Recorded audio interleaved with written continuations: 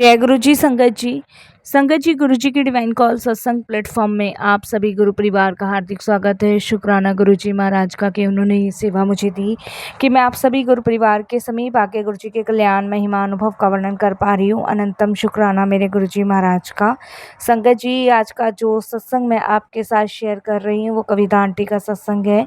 ये आंटी पहले भी अपना सत्संग हम लोगों के साथ शेयर कर चुकी हैं, तो बड़ी श्रद्धा भाव से आप इस सत्संग को सुनिएगा, अंत तक सुनिएगा। गुरुजी महाराज कहते हैं कि सत्संग के माध्यम से अनेकों सवालों के जवाब मिलते हैं, दुख दर्द कष्ट रोग दूर होते हैं और ना जाने गुरुजी महाराज की कितनी ब्लेसिंग्स प्राप्त होती है। तो बिना स्किप किए बड़ी श्रद्धा भाव से अंत तक आप ये सत्संग को सुनिएगा। और अगर आप भी अपने सत्संग अनुभव शेयर करना चाहते हैं तो हिंदी में साफ राइटिंग में आप अपना सत्संग लिखकर हमारी जीमेल आईडी पर सेंड कर सकते हैं, ताकि आपके द्वारा सुनाए गए सत्संग से जो भी गुरुजी महाराज की नई जुड़ने वाली संगत होगी उन्हें गुरुजी के कल्याण महिमा अनुभव के बारे में ज़्यादा से ज़्यादा पता चलेगा।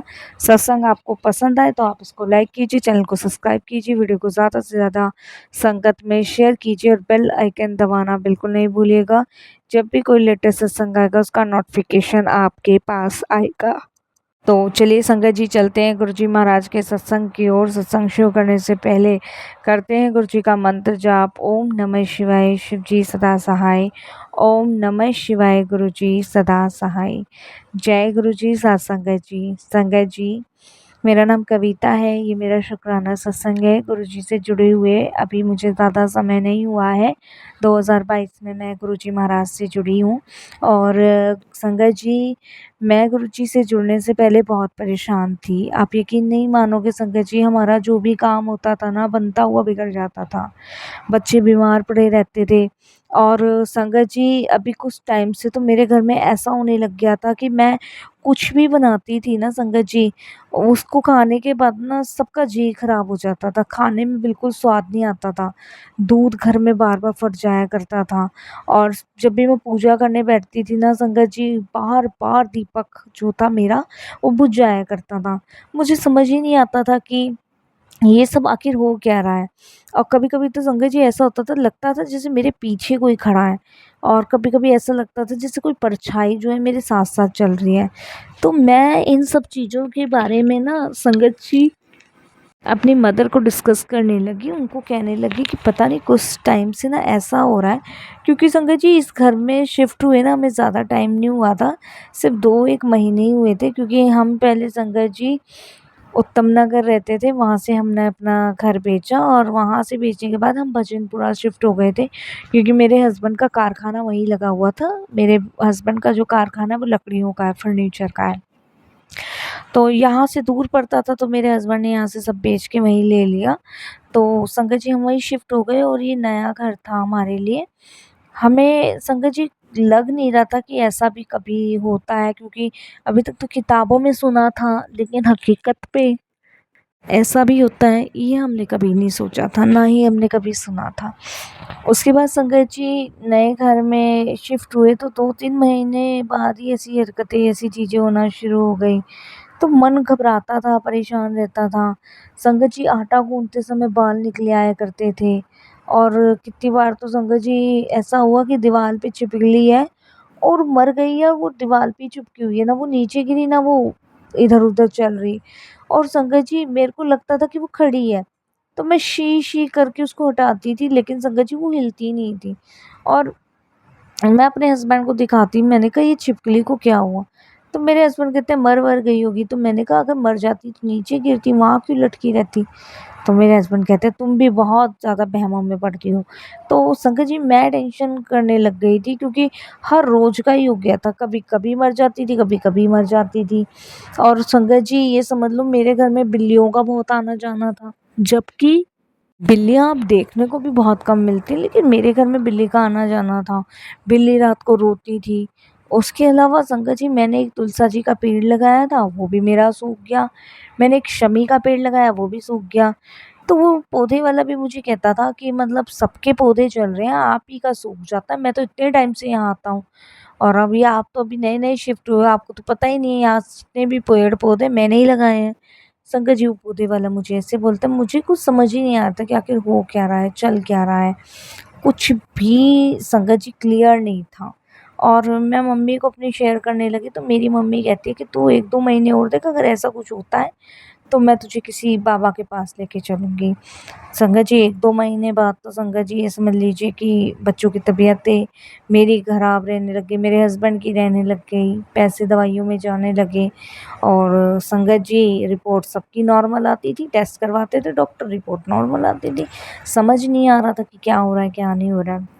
होता है ना, इंसान एकदम से परेशान हो जाता, तो वही कुछ कंडीशन मेरी ही थी। मैं एकदम घबरा गई, परेशान हो गई कि आखिर ऐसा हो तो हो क्या रहा है। लेकिन वो कहते हैं ना संगत जी, इन चीज़ों से पार नहीं पाया जाता। तो मैंने अपनी मम्मी को कहा नहीं, आप मुझे लेके चलो। तो मेरी मम्मी मुझे लेके गई संगत जी, शादरे में एक बाबा जी बैठते हैं। है तो वो मोमडन ही, और वो संगत जी तंत्र क्रिया, जादू टोने वगैरह वाले बाबा थे। तो उनको मेरी मम्मी ने बताया कि ऐसे-ऐसे मेरी बेटी ने अभी-अभी घर लिया है, वहाँ शिफ्ट किया है और ऐसे-ऐसे घर में हो रहा है। तो उन्होंने मुझे बोला कि आप जो है मंगलवार को आना और अपने घर की सुबह की पहली झाड़ू की मिट्टी लेकर आना। तो मैंने कहा ठीक है। मंगलवार को संगत जी मैं और अपनी मम्मी के साथ वहाँ पहुँच गई। वहाँ पहुँची तो संगत जी मिट्टी दी उन्हें, उन्होंने वो मिट्टी देखी और मिट्टी देखते के साथ ही वो कहते हैं कि तुम्हारे घर में तो शैतानी शक्तियों का बसेरा है और इसमें तो बहुत नेगेटिविटी है और बहुत जल्दी तुम्हारे घर में से किसी की मृत्यु होने वाली है। तो मैंने पूछा क्या करना होगा? तो उन्होंने कहा भई इसमें तो देखो मैं भी हाथ नहीं डाल सकता, मैं आपको जो है ना कहीं और का एड्रेस देता हूँ, वहाँ जाओ। तो उन्होंने हमें वहाँ का एड्रेस दिया, बल्लभगढ़ का। तो मैं मम्मी वहाँ गए तो वहाँ पहुँचने के बाद संगत जी उनको दिखाया, उनको बताया कि उन्होंने भेजा, तो उन्होंने कुछ हमें उपाय बताए, हमने वो करने शुरू किए। तो संगत जी 100 में से 20% फ़र्क पड़ा। तबीयत थोड़ी-थोड़ी ठीक होने लगी, बाकी वैसे का वैसा था। थक चुके थे क्योंकि पैसे बहुत लग रहे थे। कम से कम संगत जी एक-एक बार में वो ये लगा लो 5-5 6-6 हज़ार रुपए ले लेते थे। क्योंकि वो उपाय करते थे, सामान ऐसा लिख देते जो मिलता नहीं था, खुद अपने पास ही देते थे। वे 5-5 6-6 हज़ार रुपए संगत जी एक बार में हमारे लग जाया करते थे। तो मैं और मम्मी बहुत परेशान हुए, फ़र्क कुछ पड़ नहीं रहा था। फिर संगत जी हमारी एक पड़ोस में ही रहती है, भाभी जी हैं, तो उन्होंने कहा कि आप तो नए शिफ्ट हुए हो, दिखते भी नहीं हो। तो मैंने बताया, मैंने कहा हम बहुत परेशान हैं, इस घर में आने के बाद बहुत दुखी हैं और ऐसे-ऐसे हमारे साथ हो रहा है। तो उन्होंने बताया कि आपसे पहले जो ये इस घर में रहते थे सास-ससुर, नंद-नंदोई, देवर सब जॉइंट फैमिली थी, सब इकट्ठे रहते थे और सबने मिलके अपनी बहू को यहाँ जला दिया था। और इसकी वजह से भी हो सकता है। मैंने कहा मम्मी ने तो पूजा पाठ सब करवाई है। तो वो कहती है कि कभी-कभी कुछ चीज़ें ऐसी होती है भई नहीं निकलती हैं, अपना क्रोध की वजह से। तो मैंने कहा क्या करें, क्या नहीं करें? तो वो कहती है कि ना आप एक काम करो, बड़े मंदिर जाओ, गुरुजी के पास जाओ, वहाँ से जल प्रसाद लाओ, इसको छिड़को अपने घर में और गुरुजी का मंत्र जाप चलाया करो। उन्होंने मंत्र जाप बताया, गुरुजी का लंगर प्रसाद मैं वहाँ करके आई, पहली बार गई थी और गुरुजी से अरदास करी, गुरुजी के सत्संग सुनने लगी।